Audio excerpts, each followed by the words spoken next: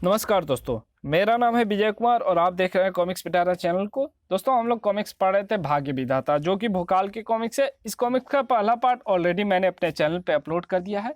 अगर आपने नहीं देखा है तो प्लीज़ जा करके देखिए, तभी आपको आगे कहानी समझ में आएगी और कॉमिक्स में जितने भी कैरेक्टर हैं सभी को आप अच्छे से पहचान पाएंगे। इस कॉमिक्स के पहले पार्ट में मैंने इस कॉमिक्स को 20 पेज तक ख़त्म कर दिया था। अब इस पार्ट में इसकी आगे कहानी शुरू करते हैं। नहीं नहीं, ओफ, ये क्या?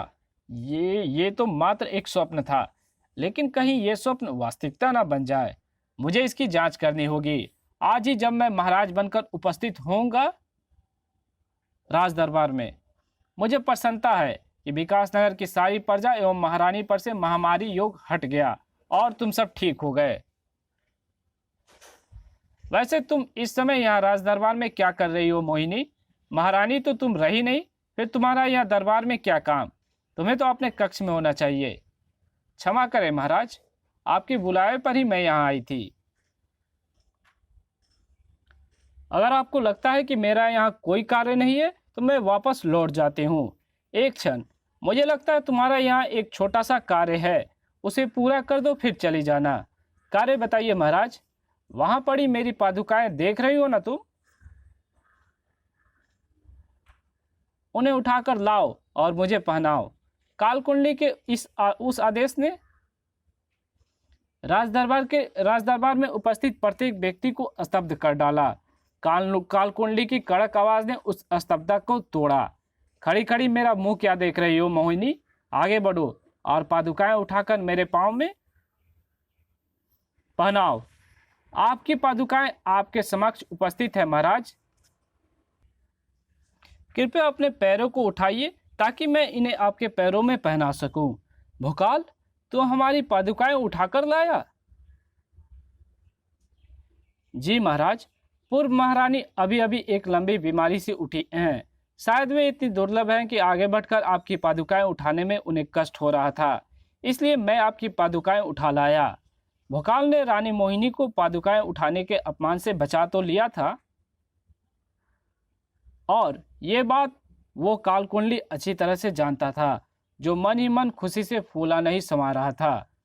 ऐसा करके तूने मुझे बता दिया भोकाल कि कल रात मैंने जो स्वप्न देखा था वो वास्तविकता नहीं, मात्र स्वप्न था।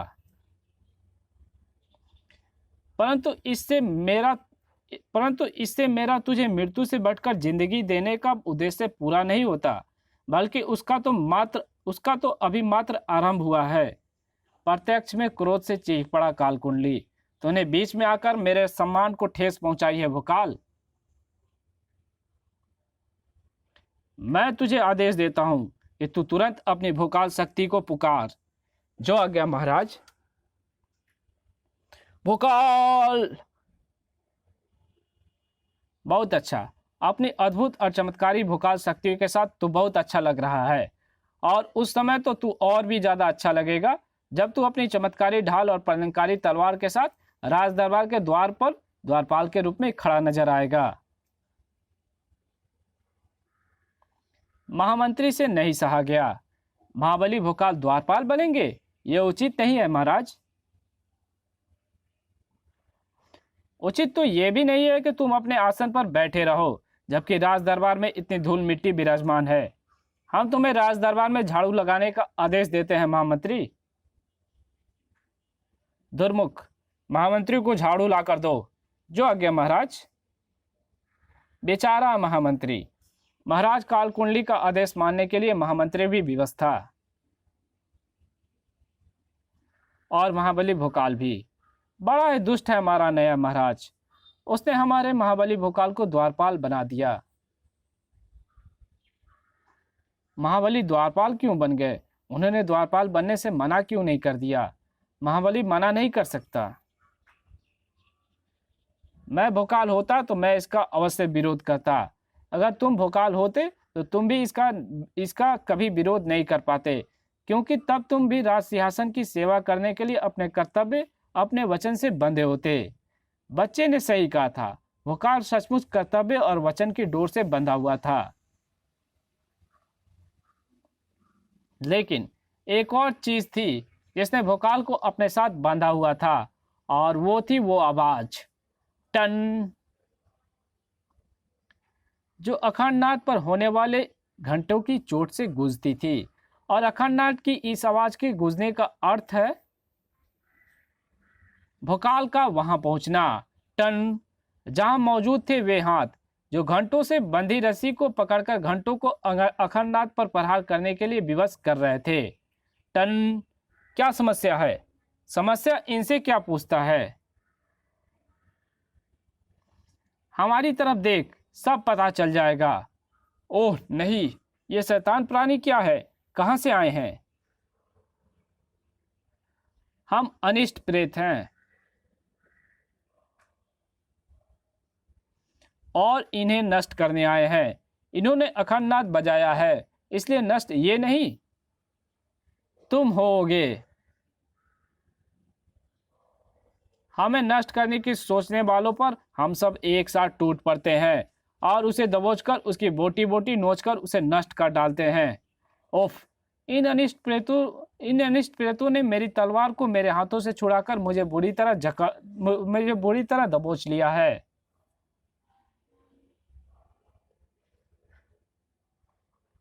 और अब वो सचमुच ही इन्होंने मेरे शरीर से मेरे मांस को नोचना आरंभ कर दिया है। इनसे निपटने के लिए मुझे उधर पड़ी अपनी तलवार को उठाना होगा। और जिस तरह इन्होंने मुझे जकड़ा हुआ है उस तरह मेरे तलवार तक पहुंचना इतना आसान नहीं है, लेकिन तलवार तक तो मुझे पहुंचना है ही और उसे हासिल तो करना है ही, क्योंकि मैं ऐसा कर पाऊंगा तभी अपनी आन को और अखंडनाद एवं उसकी ध्वनि को सम्मान को बचा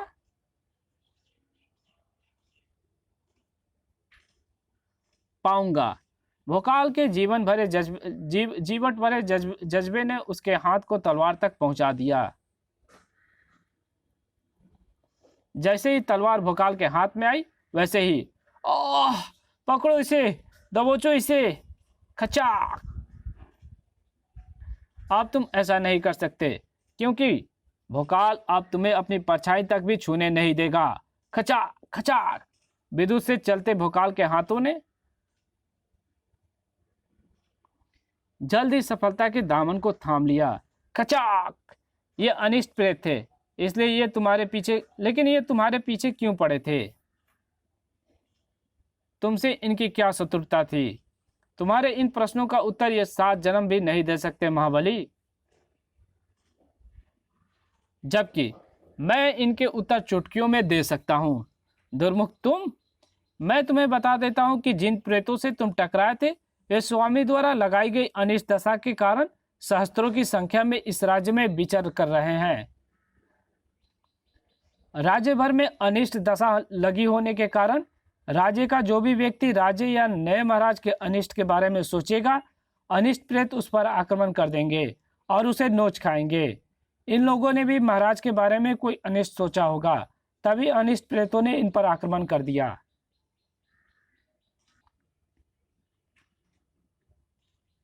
लो, मैं भी कितना मूर्ख हूँ। अनिष्ट प्रेतों के बारे में बतलाने के चक्कर में मैं तुम्हें अपना यहाँ आने का प्रयोजन तो बताना भूल गया। महाराज ने मुझे तुम्हें बुलाने भेजा है। वे तुम्हें द्वार से गायब देखकर आग बबूला हो रहे हैं। कालकुंडली को क्रोध सचमुच 7वें आसमान पर था। मैंने तुम्हें द्वारपाल नियुक्त किया था। द्वार पर डटे रहना तेरा कर्तव्य था, परंतु तू द्वार से नदारद हो गया। लज्जा नहीं आई तुझे अपने इस कर्तव्य से छल करते हुए? मैंने कोई छल नहीं किया महाराज। द्वारपाल के कर्तव्य से बड़ा मुझे वो कर्तव्य लगा जो अखंडनाद की ध्वनि के रूप में मेरे सामने आया, क्योंकि उस कर्तव्य से सैकड़ों लोगों के जीवन की डोर भी बंधी हुई थी। अखंडनाद, उसकी ध्वनि, आज के बाद अखंडनाद की ध्वनि कभी भी तेरे अन्य कर्तव्यों की राह में रोड़ा नहीं बनेगी, क्योंकि ना अखंडनाद रहेगा और ना उसकी ध्वनि। अखंडनाद का अस्तित्व समाप्त होगा और उसे तू स्वयं अपने हाथों से समाप्त करेगा।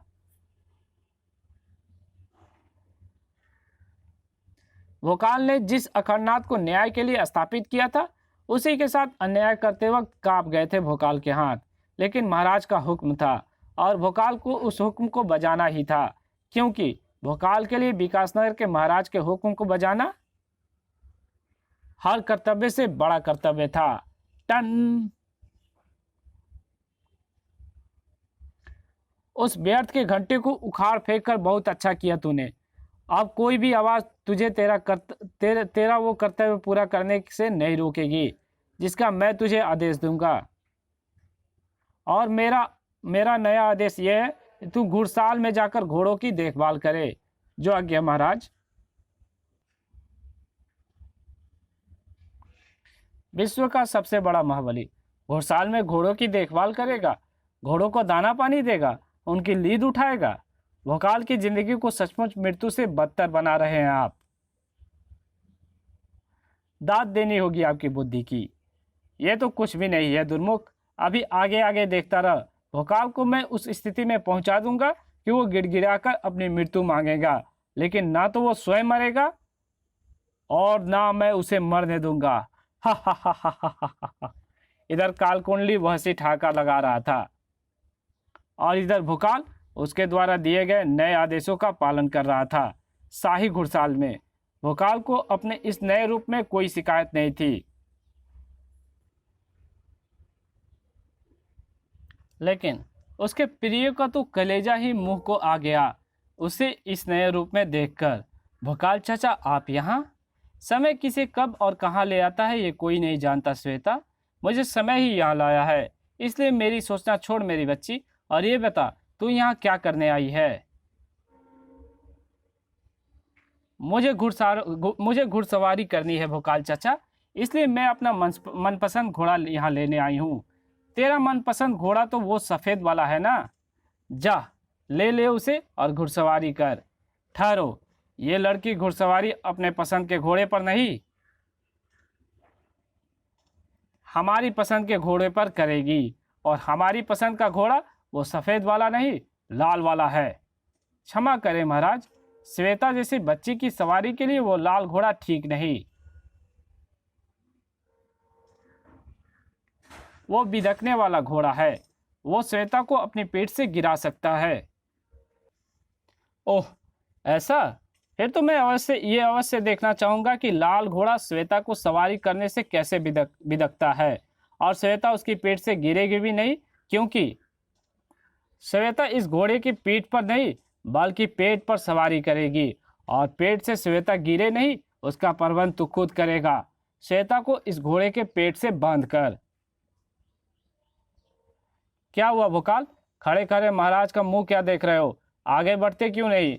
महाराज के आदेश का पालन करते क्यों नहीं?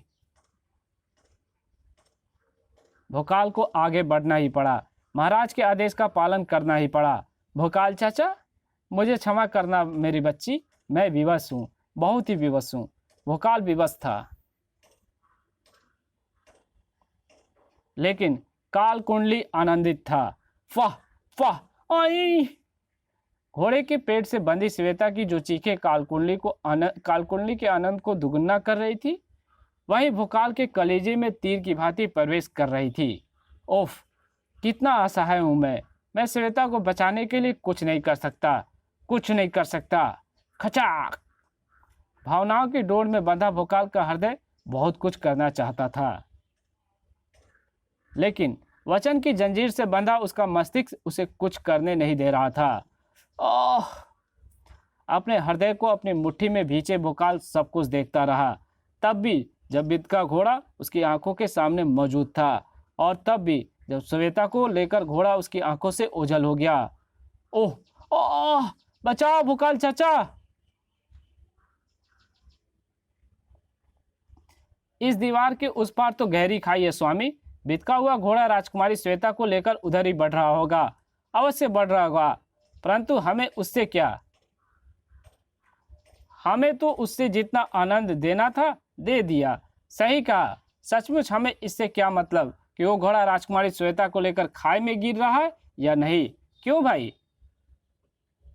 भोकाल? अरे भोकाल कहाँ गया? अभी तो यहीं खड़ा सारा तमाशा देख रहा था। भोकाल कैसे वहां रुकता? वो समझ जो गया था कि अब वो तमाशा बन चुका था, श्वेता की मौत का तमाशा।